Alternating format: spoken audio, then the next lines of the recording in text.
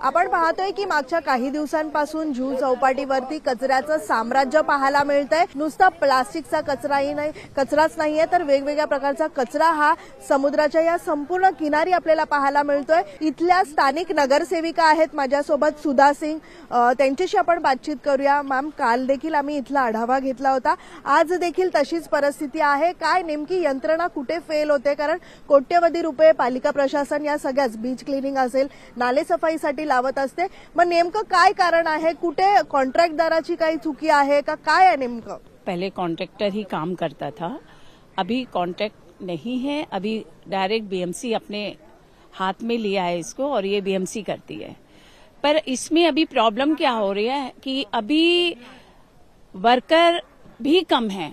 Clean KIA, उठा के एक जगह जमा किया, वो वापस हाई टाइट हुआ, वापस वो निकल जाता है। तो इन सब चीजों पे हमारे प्रशासन को ध्यान देना चाहिए, बीएमसी को।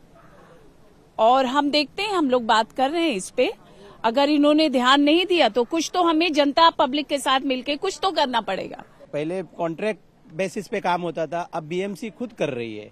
तो बीएमसी खुद कर रही, तो पहले क्या होता था कि डबल पाली काम होता था, तीन पाली काम होता था, तो आपको क्या इतना कचरा रहता नहीं था। अब सिंगल पाली में आपका काम होने वाला नहीं, और उनको कोई ट्रक भी है ना मुहैया नहीं होती कि यहाँ से वो बाहर जा सके।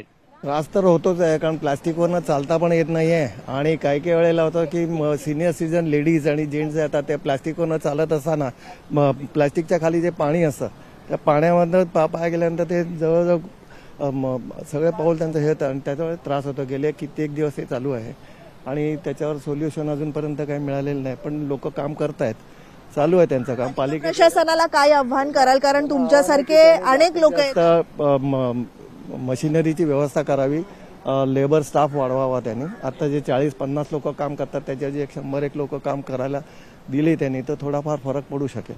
इथं दुर्गंधी येते, इथं आपल्याला योगा करता येत नाही, एरोबिक्स करता येत नाही, अत्यंत दुर्गंधी असं वातावरण तयार झालं आहे आणि आरोग्याची समस्या सुद्धा निर्माण होणार आहे। आणि प्रशासनाने लवकरात लवकर याच्यावर कार्यवाही करावी आणि मनुष्यबळ आणि यंत्रणा वाढवाव्यात, ही एकच विनंती आहे। लोकशाही मराठी ऐका, पहा, जागरूक रहा।